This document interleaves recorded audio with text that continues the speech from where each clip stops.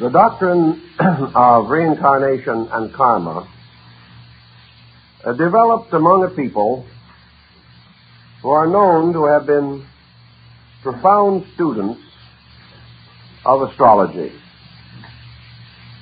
But we have certain points, I think, that we should clarify.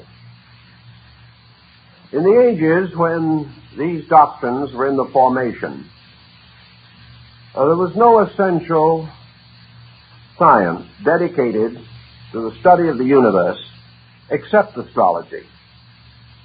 Astronomy as we know it today did not exist.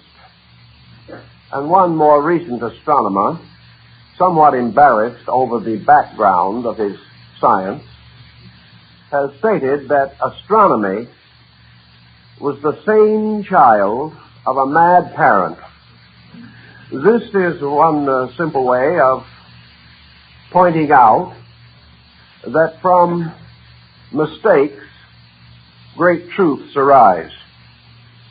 The study of astronomy in antiquity could never have held the interest of the people had it been concerned primarily with the chemical analyses of distant stars or an effort to measure the direction of the continuum. These abstractions broke a pattern to which antiquity was consistently addicted. Whenever the ancient discovered anything, his first question was, what does it mean to me? What does it mean in my personal life? What does the enlargement of our understanding of the universe mean to us now? How can we use it to live better, to think better, and to be better? Thus, in old times, the universe was explored only that man could come to understand more clearly the laws governing his own conduct. It was assumed that man was part of the universe. Whatever rules and regulations existed in space applied to man, and he must live according to them and be obedient, for these laws represented the will of God in action, the continual motion of universal principles. This also led to a second consideration, namely that all laws and all principles in operation are not only mechanical principles or mechanical processes, they are also intelligent processes, conscious processes, laws and principles that can be and should be interpreted in terms of their moral and psychic value, and not merely as the elements of a universal machinery. Even today, the most simple machine that we invent, or the most complicated one, if we considered it philosophically, it would give us a code of morality, because these things are lawful or they will not operate. Some machines teach us cooperation. Others teach us coordination. Others reveal to us processes applicable to our own bodies, to our minds, to our souls. It is said that the early Romans, confronted with the problem of creating water supplies for great cities, patterned their system of aqueducts from a study of the arterial system of the human body.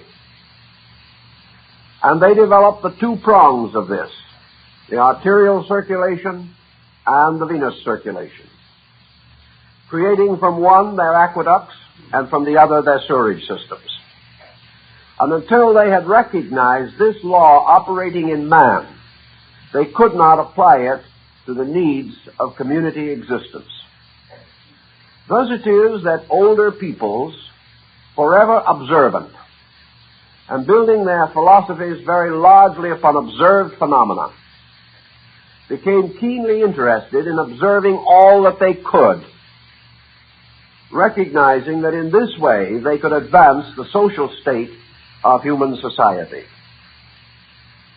If, therefore, we wish to take this position, I think we can say that astrology, to them, was a kind of moral astronomy. It was the psychology of the heavens rather than its physiology. It was the spiritual meaning of the sidereal complex rather than a mere attempt to penetrate the anatomy of space. Out of this moral meaningfulness, there evolved a number of related systems of thought. At a very early time, astrology seems to have formed a strong partnership with religion, something that again rather differs from our modern viewpoint on these things. Among those nations where astrology was originally practiced were the highest religious peoples and philosophical peoples existing at the time. We know that astrology developed among the Grecians, that it was more or less brought to the Romans through the contact with Greek civilization. It developed among Oriental peoples, particularly in India and China. It also developed in North Africa, in the schools of northern Egypt, as Alexandria, Memphis, and other great culture centers. As one has observed historically, no nation of antiquity ever reached a high degree of civilization without the development of a science of prognostics through the stars. Today we can say to ourselves, to what degree do these old beliefs survive? Are we correct in assuming that we have an adequate perspective either on the belief in astrology or on the belief in reincarnation and karma? I think our perspective is rather inadequate for the most part, although perhaps we are better equipped for a larger perspective than ever before in history. We can say to ourselves, who believes in astrology today? And if we are to read the popular journals against the subject, we may say very few people. If we read the publications published by various astrological groups, we can say quite a number of people. But to what degree does this concept actually exhaust the subject? I think to a very slight degree. There are still in the world a number of religions and systems, cultural and moral, which originally involved astrology. Most of these groups still involve it. And I think we can say with safety that about 350 million Hindus are at least sensitive to the astrological problem. They may not be working at it enthusiastically, but it is part of their way of life. We know, for example, that Mohandas Gandhi had his horoscope calculated when a baby, that he kept this document with him, and that in a strange way it was remarkably accurate, dating nearly all of the important incidents of his life. We also know that only very recently, in a death and replacement of a ruler in the Indo-Chinese area, that the coronation of the king of Laos was postponed for nearly a year because the planetary aspects were not propitious. These things are still happening in many parts of the world. Another vast area that is sensitive to astrology, as in the case of the king of Laos, is the Buddhist world. And while it cannot be said that all Buddhists are enthusiastic in this department, it is again part of the tradition that has been handed down to them. And it does affect the governments and the administrations of nearly 40 Buddhist nations today. So perhaps we have an area, including these and other smaller groups, of persons essentially sensitive to astrology that would probably number in the neighborhood of 1 billion human beings. Now, on the problem of rebirth or reincarnation and karma, we are working contemporaneously with about the same pattern, although I think we may say that this belief is held more generally and more solidly than the belief in astrology. So I think it is safe to say today that in the neighborhood of 1 billion to 1.25 billion human beings now living accept the doctrine of rebirth and karma as a natural religious philosophy. This is, of course, largely true outside of the areas of our immediate experience, as most people are not keenly aware of the functions of foreign powers. I think we may also point out that down through history, both these doctrines, astrology and reincarnation, have been held together among some of the most brilliant peoples in the world's recording. Apparently, reincarnation was brought to the attention of the Greek scholars as the result of their travels in the Far East. Among the pioneers in this, of course, was Pythagoras of Samos, who in about the 6th century B.C. seems to have brought this doctrine, the doctrine of reincarnation, strongly to the attention of the Greeks. Its greatest exponent in Greece, of course, was Plato. And the entire descent of the Platonic and Neoplatonic schools was in harmony or in line with this general belief. Reincarnation and karma reached Rome as a result of Greek teachers setting up their academies in the capital of the Roman Empire. It also penetrated into Byzantium, into the great Eastern Empire of Rome. Thus we have a doctrine of great historical interest, and one which perhaps could help us in solving some of our more pressing immediate difficulties. We, I think, are entitled to regard this matter in a rather more sympathetic way than it has generally been handled. Not long ago, I knew a gentleman who was doing his doctoral thesis in religion in one of our largest universities. He asked his committee to permit him to do his thesis on reincarnation. I think the committee was a little flabbergasted at the prospect, but having had a quiet session among themselves, the committee men reported favorably on the project. As educators, as leaders in a great university, they said the subject was entirely proper, inasmuch as any subject is proper, which has held the esteem of the learned and the thoughtful for thousands of years, and has had as large an influence on society as this one. The main problem was that such a thesis must be handled in a manner fitting to a doctorate degree.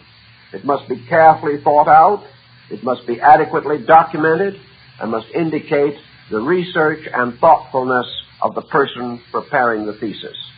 The thesis was prepared, it was of the quality necessary, and the doctorate was awarded. So you can handle these subjects, even in our unbelieving world, if you want to handle them adequately. And I think that brings us to our problem today, namely that believers in these things should not develop an inferiority complex on the grounds that they are isolated sufferers against a cruel world. Actually, nearly half the population of the world is on their side.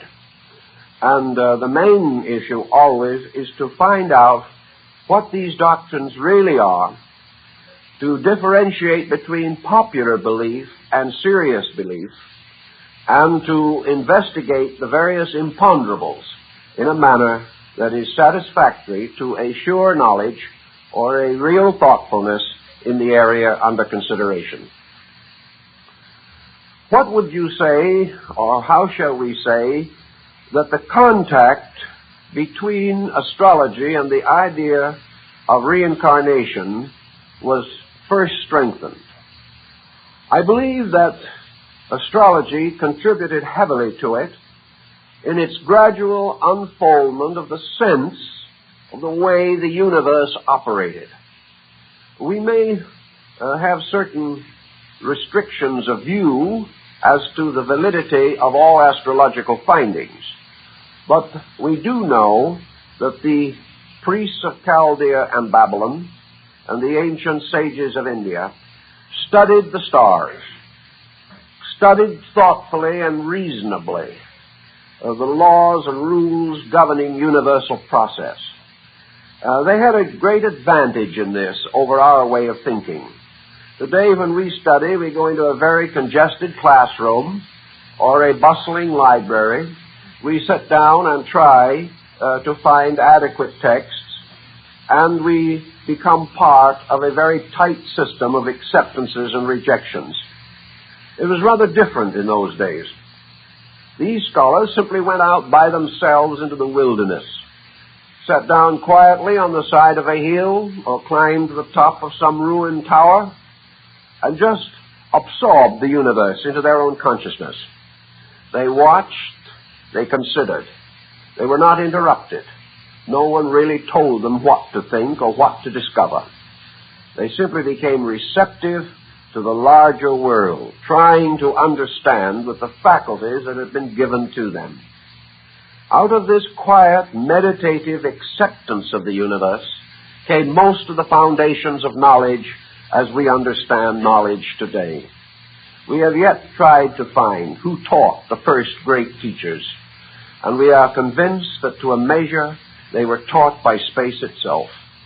They simply remained accepting beings, without dogma, without opinion, without prejudice, without intolerance. And by the very nature of their own souls, they were able to receive knowledge. They made mistakes, certainly, but they were grand mistakes, mistakes in terms, perhaps, of seeing more than there was to see. But certainly they were kindly mistakes, ever searching for better things, for greater truths, for greater beauty in the universe around them. One of the early observations of these ancient scientists, for they were scientists in their own time, one of their observations was the continuance of universal phenomena. Several of the Greeks wrote about this from their early recognitions. They suddenly found that they were in a universe in which nothing really began and nothing really ended. Instead of the concept that we have, they felt a universe of organized motion, forever flowing in great cycles. These cycles were not circles. Creatures did not come back to a starting point.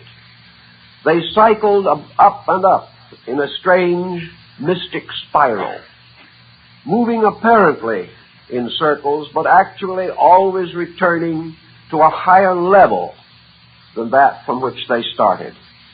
The universe was a continuing interrelationship of cycles.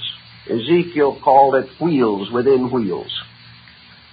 And the early gazers into the mystery of space found in space only one thing, and that was life. They found life everywhere. They observed that this life was constantly changing its appearances, but its substance never changed. They recognized it as combining with patterns of itself to make innumerable diversity, yet the unity of this life itself never changed. And living under a heaven that moved in incredible arcs of time, yet with the recurrence of the annual seasons, the recognition that in the springtime life came out of the earth, that life unfolded and developed and bore its fruit and its seed. And then it seems as though life died, but life did not die. And after the long, cold months of winter, life came forth again in all its grandeur at the following equinox. Thus, the system of the universe told something of birth and growth, maturity and decline, of death and of resurrection. For in this mystery, our ancient forebears saw forever resurrection, the restoration of life, and all their theologies and all their doctrines. And this extended down to the most primitive of peoples. Recognized this mystery of life coming forth, of life restored and resurrected from the mystery of death. And those especially who inhabited what we call temperate zones were particularly aware of the continual program or procession of life moving on through space. It became very difficult for these ancient peoples to take death seriously. They recognized naturally that forms die, but they recognized also that trees seem to die in winter. They realized that the human body could not be preserved as the tree was, although in some areas they tried their best to preserve the body through mummification and other religious rituals. But most of all, they came to the conviction that life was a reality, and that anything that seemed to deny that reality was itself some way false or misunderstood. Thus, the doctrine of the immortality of the human soul was certainly largely sustained and supported by the study of the universe. And most of all, not only was this immortality recognized, but that it was a lawful, reasonable immortality was also strongly believed. The ancients could not conceive of anything living for no purpose.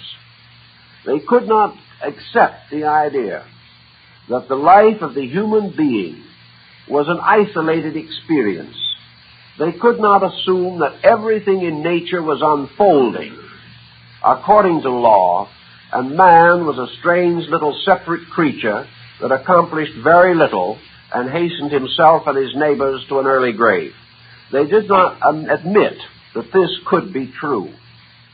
They recognized, therefore, that in some way the life of man was important, that it was part of nature, that in man moved the same forces that moved the stars, that in man the same laws were unfolding that maintained the universe, and therefore that man had to be just as important as any other unit in the great universal system. This unit had to also have its own immortality because nothing really died. And out of all of these considerations came the final conclusion that man as a being had a destiny with the destiny of all things, that he did not have a separate little destiny. Man was not created by a peculiar separate procedure. He was not simply given domain over nature. He was nature. Nature existed in him, but he was given certain faculties and powers, not generally observable in other creatures. And by these very faculties and powers, he was given a certain leadership, and was given the privilege, the opportunity, or the responsibility to cooperate in the natural processes of things. Man was the only creature that the ancient knew capable of cooperating consciously and intelligently with the purpose of universal destiny. This attitude led naturally to the enlargement of philosophy and religion, morality and ethics. It led the ancients to create codes for the peculiar use of man, defining his powers and also affirming his responsibilities and his duties in nature. Now, it was a common observation, of course, that all creatures were born into a kind of nature, were born into a world that was governed by the peculiar laws which we call natural law, as contrasted rather improperly with divine law.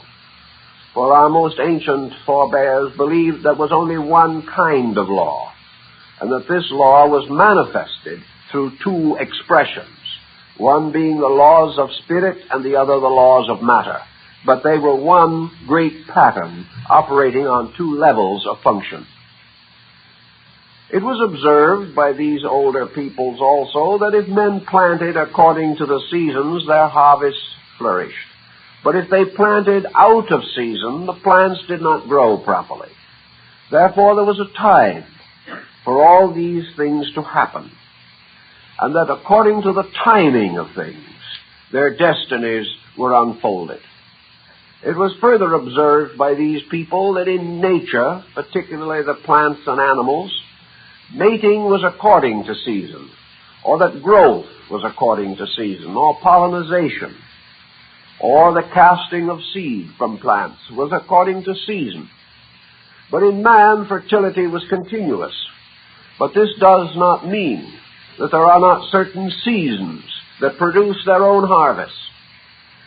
It was therefore only a step to assume that man was a highly diversified being, and that therefore many kinds of seasons existed for him, and that he was born in one period of the year, his destiny could unfold in one way, that if he was born in another period, that he came under a different group of seasonal processes.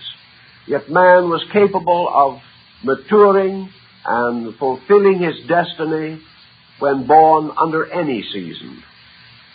Thus seasons became not problems of life and death, but of directive, of the direction in which things move, and how rapidly this motion can be accomplished. Naturally, our forebears were much concerned with the mystery of birth. To them, a life coming into the world was subject not merely to our biological considerations, but to things seen and observed by an empiric process. One thing that the Chinese noted at an early date, and so did other people, was a physical phenomenon of rather amusing but perhaps intriguing import. Most small children, most newborn babes, have about them a strange and abstract look of age. There is nothing that looks much older than a brand new baby. It enters this world with the most quizzical and difficult expression. Although its features are yet ill-shapen, it has something about it of a meditating sage, of an ancient grandparent.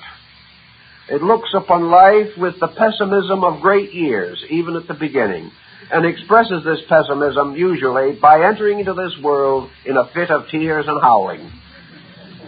Also, one of the first things that happens to it when it gets here is to be spanked.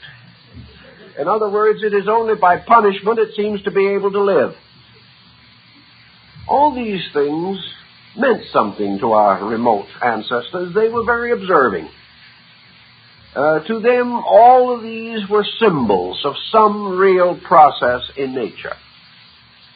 It was also soon observed that the small child coming into the world manifests, as it begins to coordinate, a kind of unworldly wisdom. Children are not just as ignorant and helpless as we would like to think they are. Physically, they have very little to support them, and they are born less fortunately than the average animal. But in terms of culture and in terms of innate life, the ancients observed that children had a grasp of things, a grasp of value, and long before they were old enough to reason for themselves, they were able to ask questions that their elders could not answer. Thus it seems that the small child is born into this world with a natural inquiry, a desire to know, and that gradually, by the various processes of our way of life, this natural hunger for learning is not fulfilled, but stones are substituted for food. And by degrees, this natural inquiry is blunted until the person, having reached the age of reason, begins to live unreasonably. This is the way in which we seek to solve this problem. It was inconceivable to the ancient peoples that this life in man, by which he was a living thing, was actually conferred by birth. It seemed to the ancient more definitely that this child, this little one, was more than a mere physical thing. That if it was simply physical, it would remain so. But somewhere in this newborn babe was locked the mystery of a Plato or an Aristotle, or a Leonardo da Vinci, or a Raphael, or a Michelangelo. Something within this being, although the creature itself was small and of slight concern, yet there was within it something that could change the world. No one could know what was locked in the soul of this newborn babe, whether it be a genius or a tyrant, whether it be great or mediocre.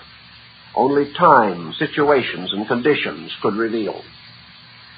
So the older peoples held this constant state of observing inquiry, of trying to understand the kind of creature that was coming to be part of their lives and homes.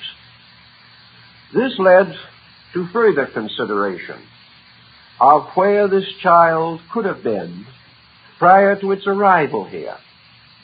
Was it new? Was it something that had never existed before? Was it simply a product of the generative processes of its parents? Why did it come where it came? Why did one child come among the patricians and another among the commoners? Why was one born into the races that were dominant and another born into races that were subservient? There seemed to be no explanation for this, and yet it worked a strange and mysterious hardship upon the child. For if it was an unfortunate birth, this child was very heavily conditioned against success or against the maturity of its potentials. These things led to an effort to rationalize, to find some reason why a child was born into a peculiar destiny, why it was born into this world at all. Why, if it was born, it could not have been created by a creative fiat, the mere speaking of a word. Why this creature had to pass through all these periods of growth and development, in which it was a burden to others and itself. Why it would later fall into decrepitude. These problems caused the individual to attempt to restore in his own thinking the divine plan operating in nature. Our older philosophers and scholars realized that this plan itself had to be right, that whatever system of reasoning they used had to sustain the facts, and also had to give to these facts overtones that were great enough to make life significant. Materialism would have been utterly inconceivable to these people, because it was sterile, because it solved nothing, because it gave nothing to strengthen or unfold or develop the character or the integrity of the individual. To meet this problem, then, there were only 2 or 3 possible answers. Either the child had to be a newborn babe, coming into this world out of nothing by some strange and mysterious act of providence, or it could possibly be regarded as merely the projection of its ancestors, the continuing of a life thread from generation to generation, this thread conditioned always by that which had gone before. By this means, or by this concept, the sins of the fathers descended unto the children unto the 3rd and 4th generation.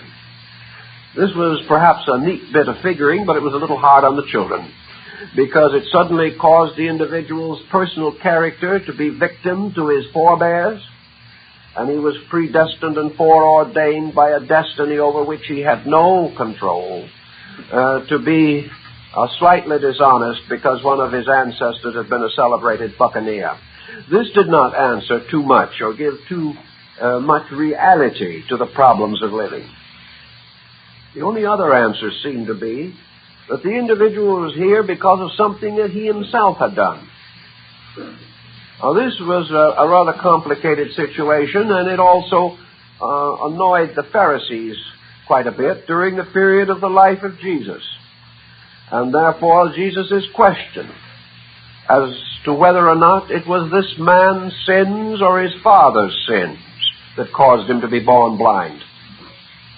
Now, had there not been some question in the popular mind of the day, how would it have been framed that a man's own sins could have caused him to be born blind? The Pharisees, of course, generally held reincarnation. Therefore, their question evidently was pointed in this direction. Namely, that there was a possible explanation that the individual was fulfilling himself, that he was not a blind product of blind destiny, but an unfolding creature by whose very nature this unfoldment had to extend over a longer period of time than the opportunities of any one life could provide. Now, this is interesting because the Greeks and the Chaldeans were working on it. For example, we have something we study today called history. Now, history is the unfoldment of the activities of human beings over long periods of time. It is a record of the growth of races and of nations and of systems and of the rise of individuals of prominence. Yet most persons living today can only read history of any time except their own. Some people would kind of wish they could have been born, perhaps, in the golden age of Greece, where they could have studied with Pythagoras or Plato and Aristotle. Others would like to be born 1,000 years from now, when they hope we will have more common sense than we have today, and that our affairs will go better. One of the most common things to observe is that the individual is not quite certain that he was born in the most fortunate period. This has been common to all periods, and every generation has questioned the delight of belonging to a larger historical cycle. But if there is any importance in history, if the experience of the race from the beginning is meaningful, what does this mean? It means that humanity is moving through a vast cycle of time. There have been some recent revisions by anthropologists as to the probable age of the human being in nature. Not long ago, it was a comparatively short cycle. Today, anthropology has decided that man has been here as man not less than 1 million years, perhaps longer. It'll probably be 5 or 10 million years one of these days. We are pushing this boundary back. In any event, man is here for a long experience, and history is the unfolding of our reaction to every kind of stimuli.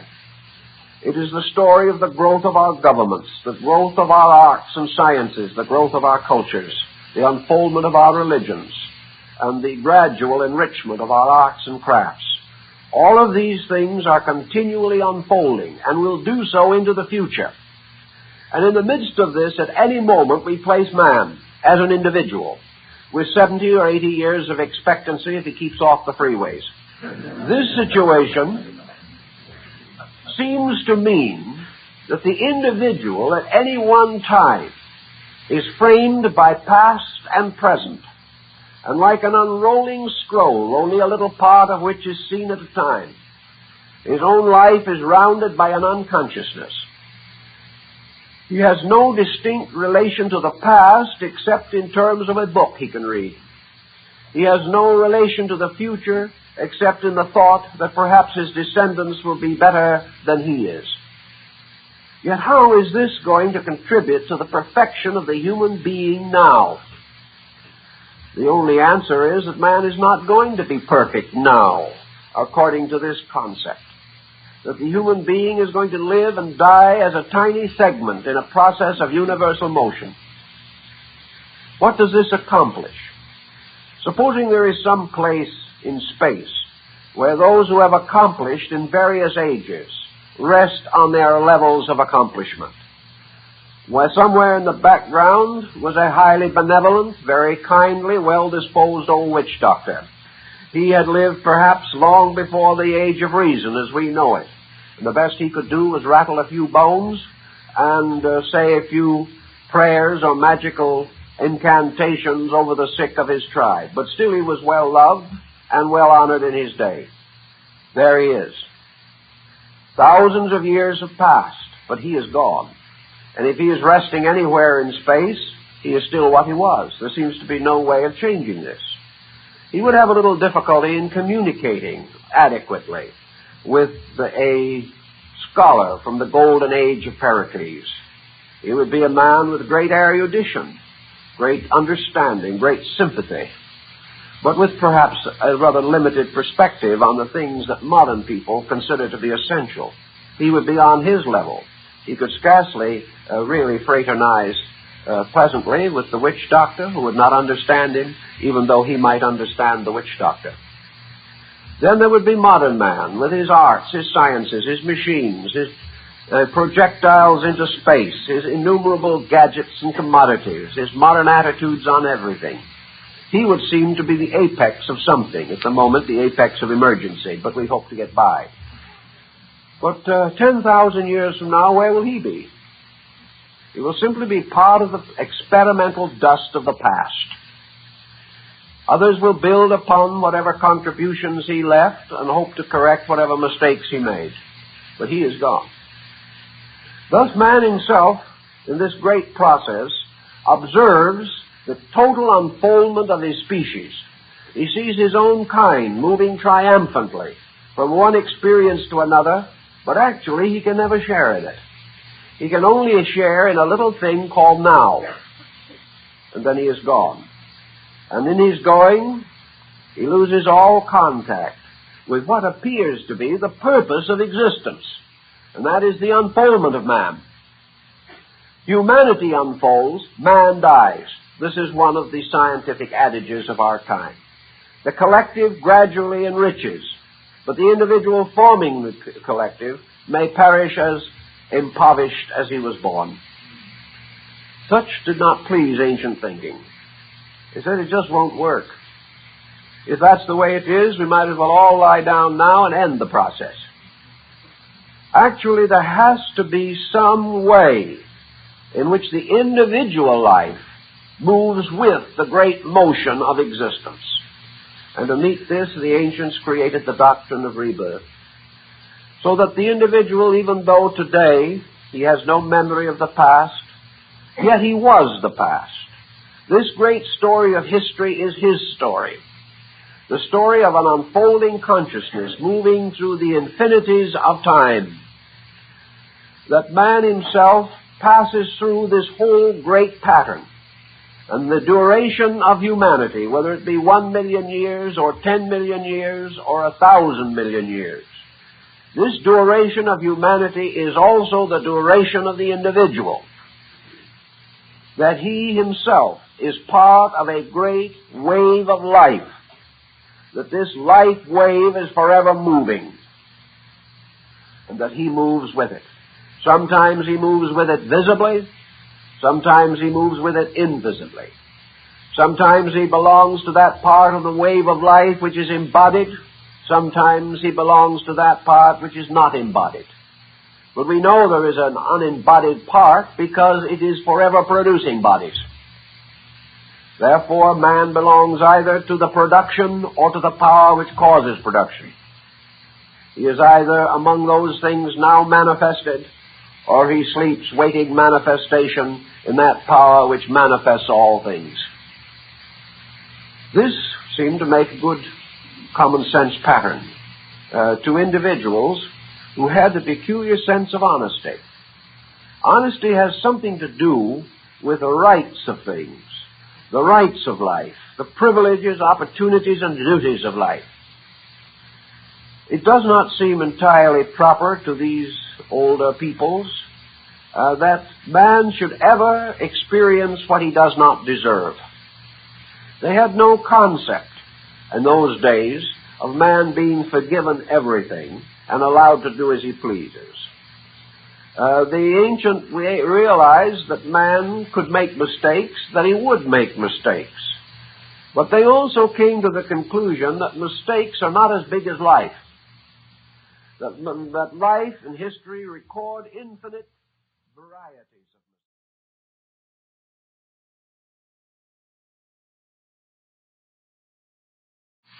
Some have been despots, some have been fools, but life goes on. Therefore, the mistakes man makes are little things, but his life is a great thing, the only thing that endures. He can hurt himself, he can squeeze himself into a philosophy unfit for him, he can injure his own character, he can bring down upon himself the punishments of society, he can commit crime for which he must in due time do penalty, but he cannot destroy the life in himself. This has to go on. He cannot destroy it, nor can anyone else. For if any human being can destroy the life in any other human being, there is no justice in the universe. And the ancients, seeking ever for justice, could only come to the conclusion that justice was possible because there could be no accidents. Nothing that appeared to be accidental could, in the final analysis, interfere with the basic program of the infinite unfoldment of life. Most ancient peoples never attempted to define the ultimate. They did not know or could not tell where man was going. The only thing they could believe was that man was getting better, and that whatever he built, he would build continually from greater insight and greater experience, and that at the remote ends of things, man would come to the fulfillment of his potential, which means that he would be capable of a continuing virtuous existence in place or in space, in time or in eternity. Obviously, this began to move in terms of inquiry. Ancient man began to try to understand in some way this plan and how he could cooperate with it. For in old times, men liked to think of cooperating with the universe. They liked to have the idea that they did obey, rather than that they had freedom to be disobedient. They had already observed that this freedom for disobedience led only to tragedy. The great moral structure of the human race was created before men could read or write, but was created out of the continuing observation of the experiences of existence. So man came at least into this world at a time called birth. Whether it was his first birth or his 500th birth, he was here. He came here not, however, entirely helpless in character, perhaps more helpless in body. And as body began to grow, it seemed to provide greater means for the expression of the life within it. And no matter how much man grew, this life grew also, giving him a continual power to direct his own character and his own conscience, giving him the incentives and the dreams and the ideals to build a better world for himself and others. Thus it was life growing through body that became the redeemer of the race, became the hope of glory for all the children of the earth. And when the time came for the child to make its appearance in this world, it was customary to bring the physician, or at least to make careful note in the ancient water clock or whatever system was used of the time of this birth. In an important birth, certainly the physician was present, and the physician was also the astronomer. He carefully noted the hour, the minute, and the time by the best methods available to him. He observed the positions of the heavens, and it was his usual process to immediately retire, either the same night or the following night if the child was born in the daytime, make the necessary calculations, and observe the positions of the heavens directly from the sky itself. From this process, with simple instruments, he prepared the nativity of the newborn child. This nativity was then solemnly presented to the family as a guide in the development of the character of that child. And it would be quite wrong to assume that all these nativities were encouraging. They were not. The faithful physician astronomer told what he believed to be true. If he saw fatality, he told it. If he saw danger, he unfolded it. He did not simply prepare flattering documents. And many of the older nativities which I have examined are far from optimistic. They were not simply flattering productions. They were the serious efforts of the interpreter to try to find what was actually there, according to the science he worked with and according to the rules that had come down to him from time immemorial. It was, however, assumed in many areas that this nativity was not simply the story of the beginning of something. It was a story of the coming of an eternal life into a temporal state for a while. Thus, the nativity, as it was set forth, seemed to carry with it something that has always been difficult for us to accept or to understand, namely a prophetic quality. A quality which implied that the individual's life was at least under a certain general direction. That when he was of a certain age, it was most likely he would do certain things.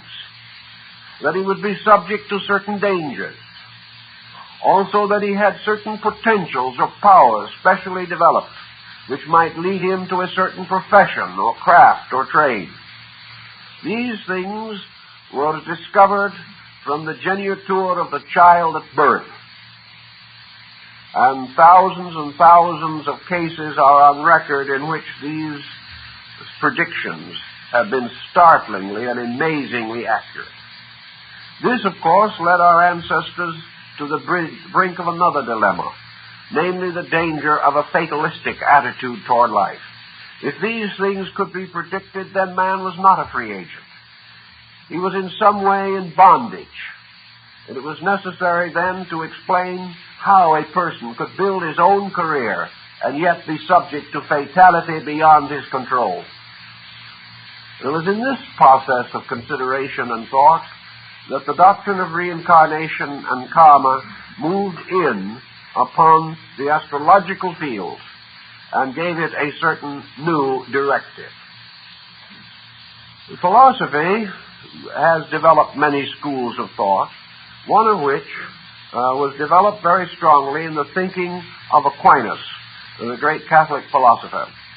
And that was that man had a certain limited determinism. That the human being, while within a great pattern of laws, has a power of choice. That he has a certain ability to choose between various potential possibilities. That he may choose to go in or to the house or not to go into the house, to cross the street or not to cross the street. He has this power to choose certain things, which led Ptolemy of Alexandria, the father of modern astrology, to declare that the stars impel but do not compel. This limited determinism, however, this power to choose, is not quite as general as we might suspect, because while we have the power to choose, we must choose with such powers of mind as we have. An individual cannot choose that which he has never heard of. He cannot or will not choose that for which he has a definite distaste.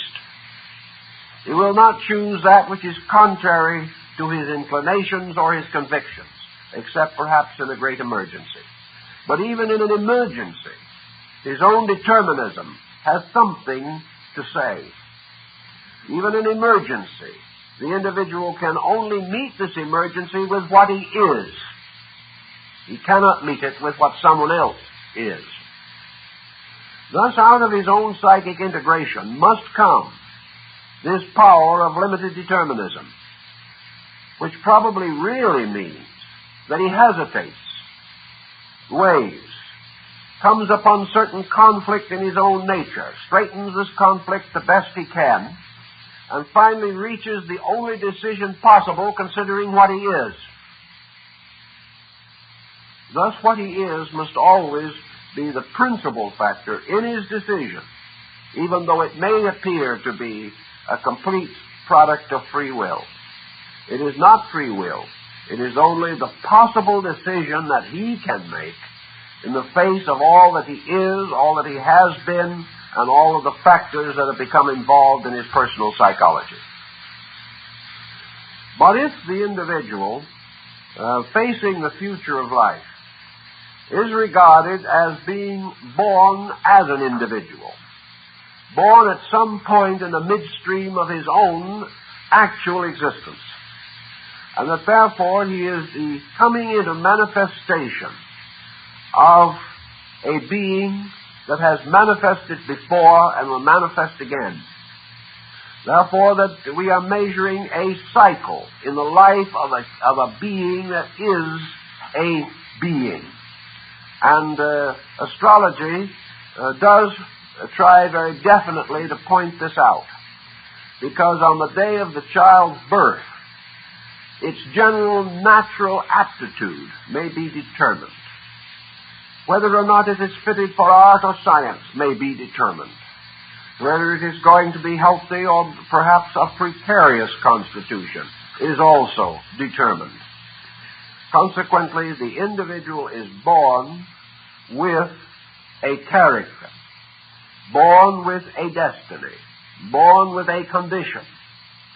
And the only way in which this can be honorably and honestly true is that this individual is born at a certain stage in the growth of himself, and that therefore behind him are things which he has done, before him are things which he has not done, and according to the degree of his own integrity, he comes in strengthened or weakened in resolution and capacity.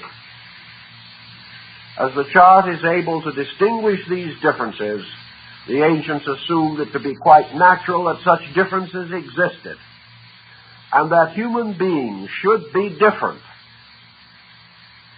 must imply that they have a reason for this difference, not merely the whims of nature or the biological or chemical imbalances of their ancestors. There has to be a reason why the person is that person. It has not only to be a good reason, it has to be a valid reason. And most of all, this reason must glorify the universe, justify universal law, and present the individual with nothing but that which is honest, reasonable, and proper. The individual cannot have as a reason that he is a victim of providence. He cannot have as a reason that he was born to suffer. He cannot have as a reason that he is merely doing penance. He has to have a reason which leads to a greater degree of good. The law of karma, coming in with this same situation, has been a little difficult for many people. And yet many who have come upon it for the first time have sensed the strange integrity with which it is enriched. The law of karma is simply the law of cause and effect applied to the moral growth and conduct of the individual. It means that conduct is a result of previous conduct, that future conduct will arise from present conduct. It implies furthermore that the individual coming into life brings with him both his accomplishments and his debilities, brings in his understanding and his lack of understanding, that in some mysterious way he begins life where once he left it off, and must now continue to experience those forms of growth and meet those challenges of character which perhaps he was inclined to reject at some earlier time. A great number of individuals sort of feel that death is a release from the problems of existence. By the time they've had 60, 70, or 80 years of this world, rest looks rather tempting. But there is a certain weariness. And also some people get themselves into such incredible situations that little short of death can get them out of it. But these situations, which they hope to thus solve by cutting the Gordian knot of life itself, or these debts left unpaid to be assumed by others, or these poor judgments which have affected the lives of others. Somewhere, sometime, the individual has to pick up the threads of his own insufficiency. He has to realize that as he sows, so shall he reap. And as most cases, we do not observe the reaping, at least not its complete expression, in any one lifetime. This morality implies a continuance of life. And this continuance could have no moral meaning if it was a continuance in some other region where the affairs of this life are not valid. If an individual makes a mistake in one situation, it is hardly important or valuable for him to be placed in a completely different situation, in which all that he has previously known or learned becomes meaningless. Everything in nature is meaningful. If we are here, as we are here, to meet the challenge of this life, the ancients believed we will remain here or return here until we have met this challenge, that the only final departure from this form of life lies in the conquering of this form of life, that the individual can outgrow life, but he can never walk out of it. He can never escape from it. He must fulfill it. And as he cannot possibly do so in any one embodiment, nature, if it has a purpose in placing him here, and has a determination to fulfill that purpose, and this is strongly suggested by history, then it must be necessary for man to be here until the job is done. Many people feel that the doctrine of karma is a sort of negative fatalism, that it means that we must always go on making mistakes. But here the ancients came back to their cyclic laws and pointed out that the individual, though he may return here, will never be born twice the same. He must, in every instance, be enriched in some way by previous existence. Therefore, his life is cyclic. Even though he has resisted growth through the entire years of an embodiment, he has ultimately been forced to face his own mistake. He can grow by positive acceptance of progress, or he can grow by the gradual negative realization of the tragedy that he brings upon himself. But grow he must. Nature has so ordained, and the stars in their courses have fulfilled this purpose to the ancient thinkers. Having come to this parallelism, by which astrology becomes the instrument of determining the immediate destinies of individuals, pointing out the strength and weakness of character, where they have natural tendencies which could cause difficulty, where certain phases of their nature have been highly developed and others neglected.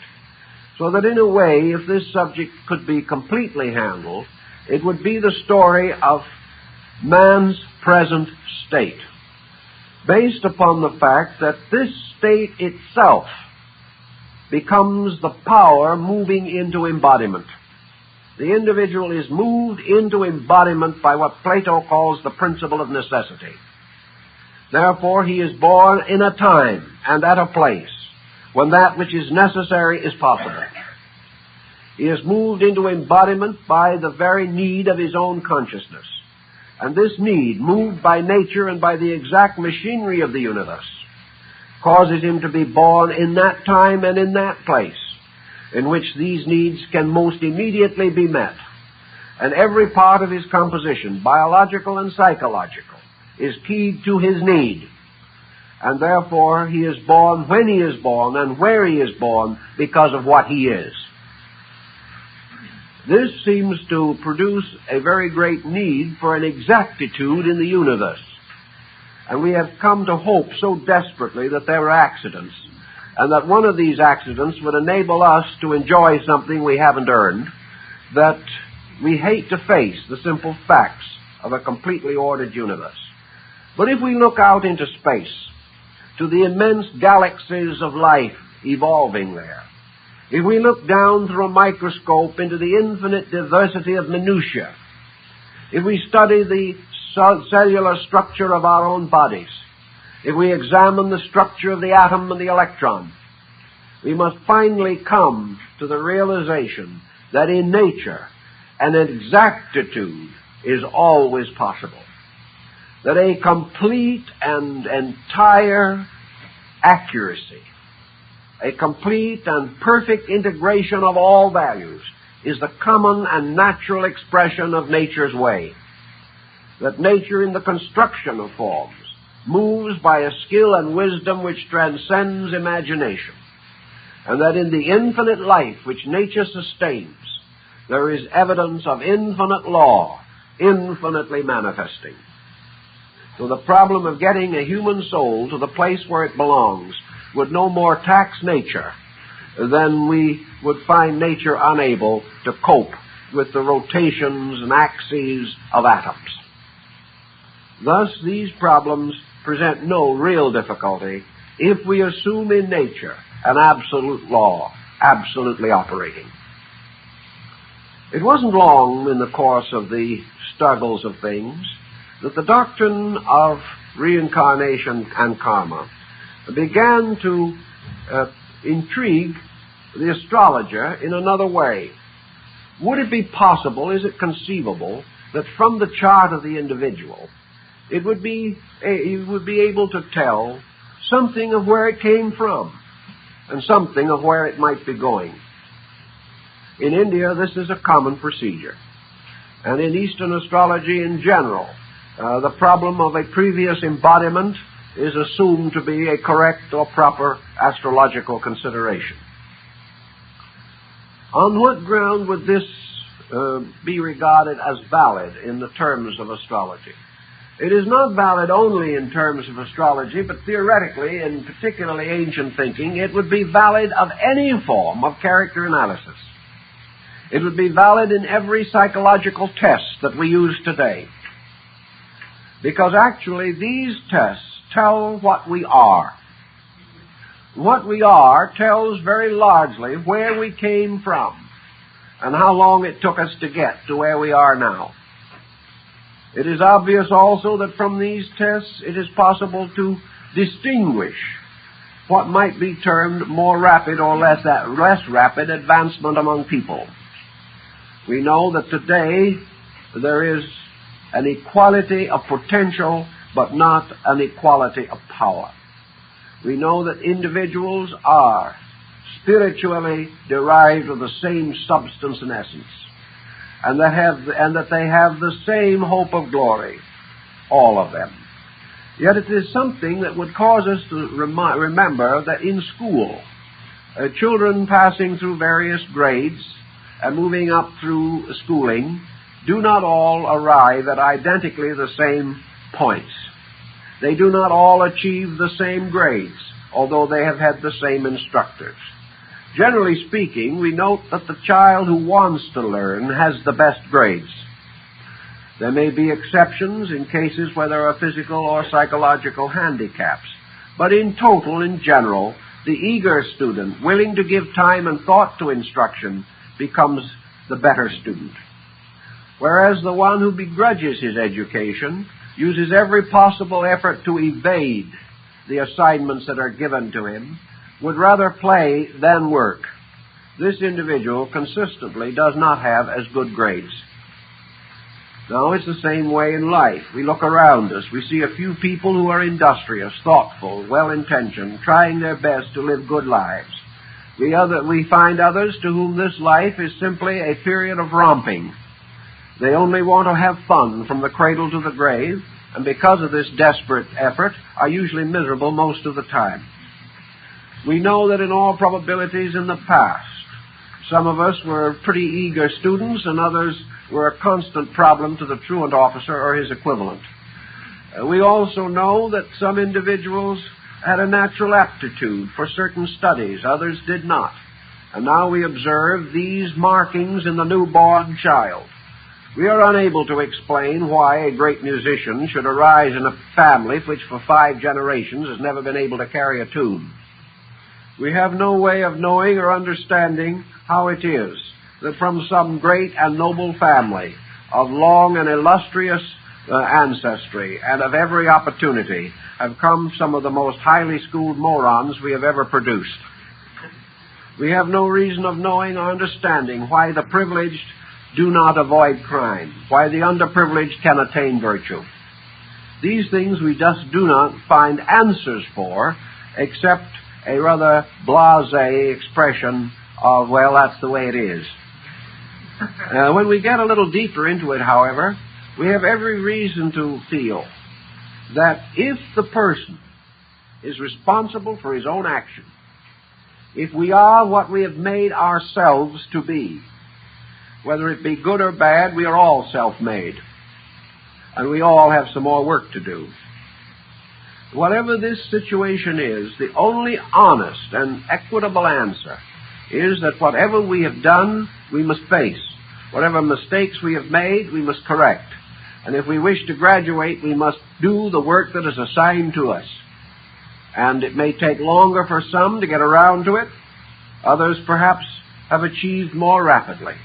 For some of the noblest souls in humanity that we have ever known have passed out of this world more than 2,000 years ago. Yet at the same time, in the terms of that which is to be known, they were the first to admit their own limitations. So we have a world which, if we are moving according to law, can be a pretty good world. A world of fairness and justice, and a world that might be of great value to our modern thinking. I have a strong suspicion that the present generation could truly become aware of the principles of reincarnation and karma, and would accept these as basic doctrinal facts, it would have a very important effect upon current history, and might do a great deal to prevent individuals from breaking laws or practicing tyrannies which sometime they must pay for. It is this wonderful hope of modern man that he is going down to the quietude of the grave, and that his honors will be here, and that he has no future to worry about or to fear, that allows a great deal of despotism to flourish among us. If the individual, if the dictator, the tyrant, knew that he had to live it out in space and eat it out in his own heart, he wouldn't be worried about the strength of his enemies. He would be worried about the weakness of himself. And this would be a most desirable situation. I think it would do, for instance, Mr. Khrushchev, Mr. Castro, a world of good if they suddenly became devout followers of reincarnation and karma. And it might do quite a little good to some of the people who are under the influence of these men. And it wouldn't do a bit of harm either for a large number of our own industrialists and economists and political leaders to be indoctrinated with the same ideas. I think it might cause the foundation of something we very much need, and that is a lasting peace. Because it is only the lasting peace that can bring peace to the human soul. It is only when we find the answers to right conduct and move quietly with nature that we can flow back into birth with a kind of destiny that will give us a happy, serene, and secure existence. It is perfectly possible to be happy in this world, but you have to earn the right. And you have to earn the right by graduating from a school of misery, a school that is based simply upon ignorance and compromise. So I think these old ideas could have some meaning for us right now. In Eastern astrology, the effort has been made to indicate how this particular problem could work.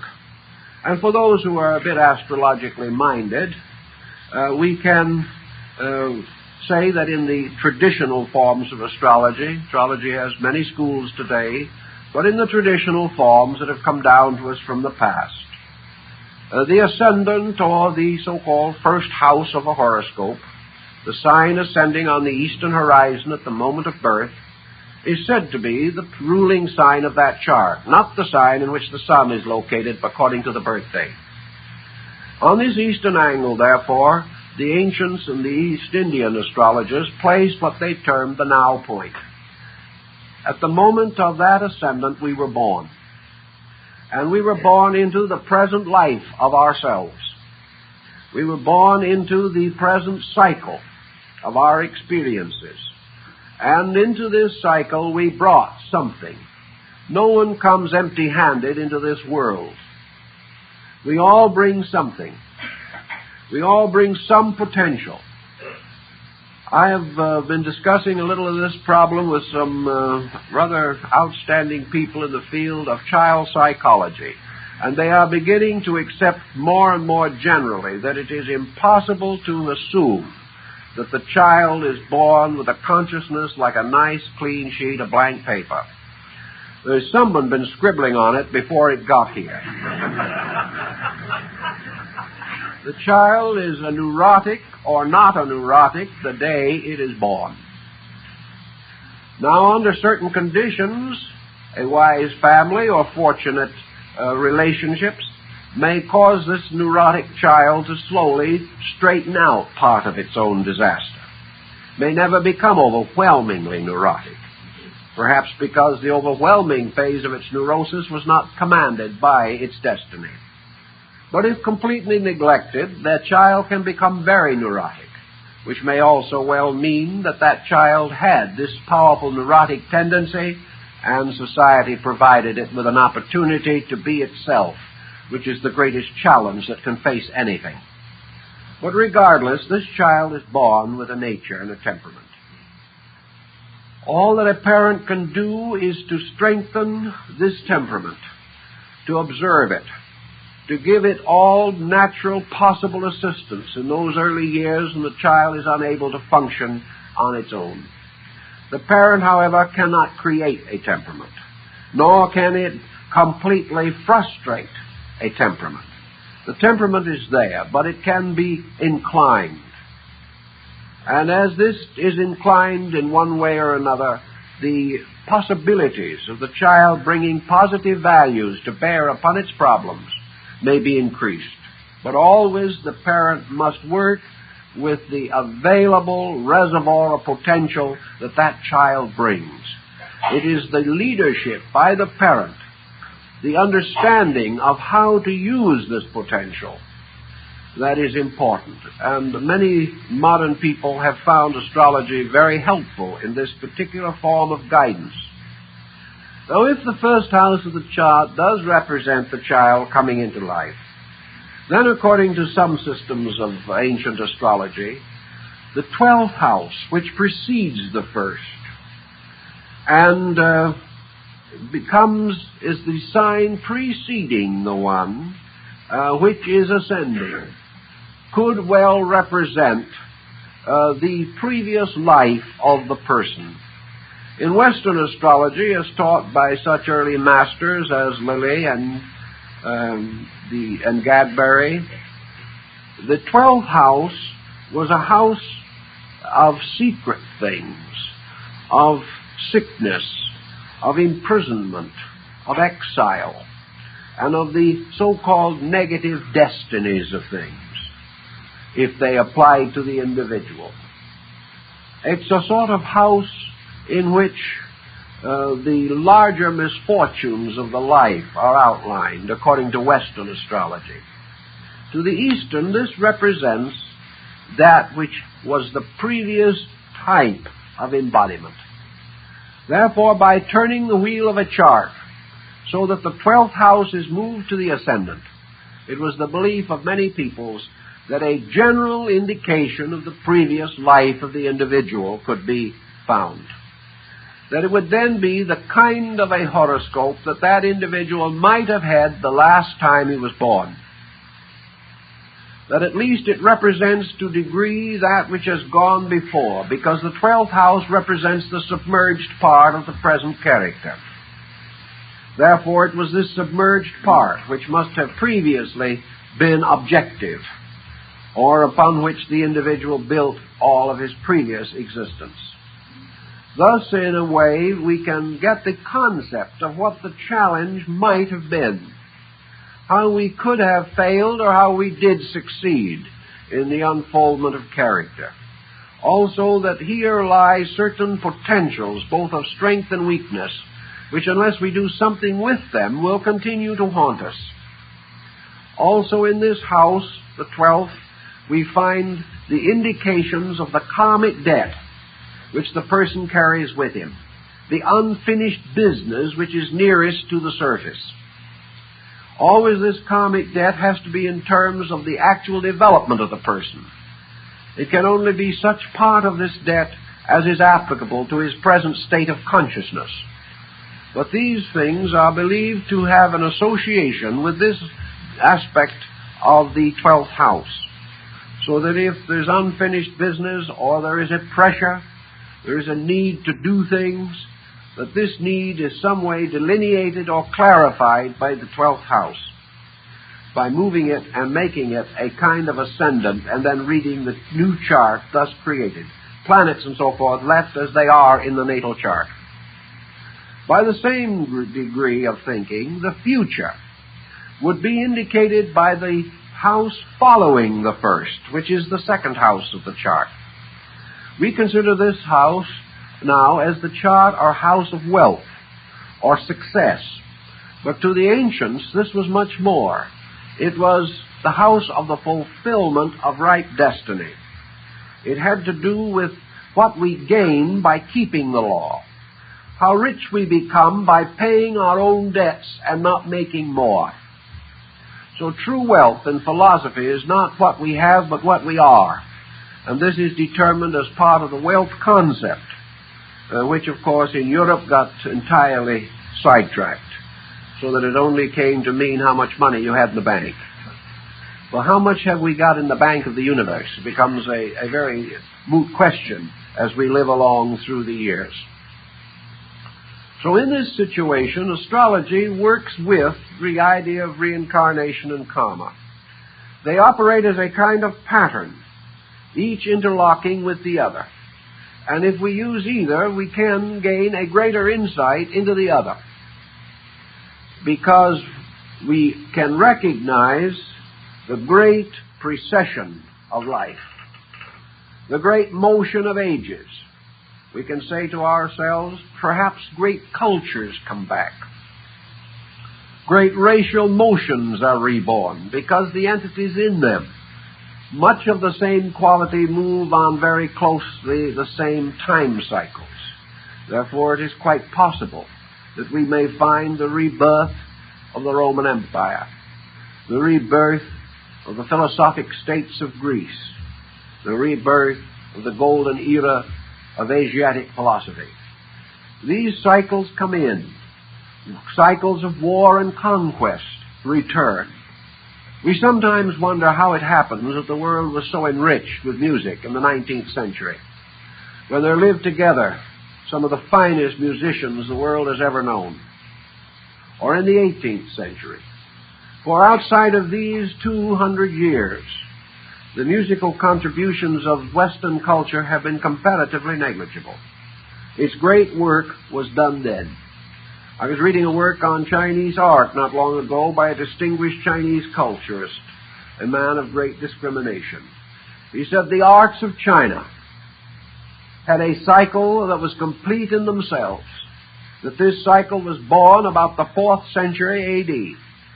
This cycle died about the 10th century A.D. And from that time on, practically no actual creativity in Chinese art. Not that China essentially vanished or anything of that nature, but from then on it was mostly copying, mostly the reproduction of older work. We may say the same in certain forms of architecture. The great era of architecture extended into the period of 2,000 to 4,000 B.C. Even today, our architecture does not touch these ancient works. Therefore, there seems to be cycles and periods and times. There are periodic outbreaks of great wars, periodic returns of natural disasters. All these things seem to move in cycles, and these cycles have to be tied into a great system of world ethics and world culture. This system, we know, exists. But the very scientific aspect of it offers again further stimulation. And while we know that cause and effect is operating through space from the beginning of time. We have need of a clock to measure the time, to create the great pattern of mathematical sequences. Astronomy is that clock, because it is only the astronomical clock that can measure ages. It is only by some great system of chronology, like the Platonic cycles, that we can begin to estimate these vast periods of time. Through astronomy, therefore, we have the measure of the outworking of the law. We have the pattern set up by which we can measure the relationship of events, estimate their frequencies, and arrive at a certain scientific control of events. All of these things work together, and I believe that either phase of the subject, extended to its natural ends, would give us amazing confidence in the universality of natural law, its justice, and how an understanding of these factors could help us now by giving us fuller inducements to live honorable lives, to accept our responsibilities with dignity, to see shifting responsibilities, and to settle down to the real purpose for which we are here, namely a quiet program of self-improvement and mutual cooperation for the preservation and protection of everything that we regard as valuable and good. By such a simple scientific pattern, with its ennobled background of great dreams and convictions, a scientific law based in idealism and not in materialism, a great pattern recognized as the production of a universal mind, all wise and all good, and not merely the result of humanistic accidents. If we can begin to feel these larger rules and laws, I think we will be encouraged to find real answers for real problems, to stand for principles which we know to be right, and to gain inward consolation from the realization that we are here to grow, and that it is a blessed privilege to be able to work together in this schoolroom of life. Well, time is up.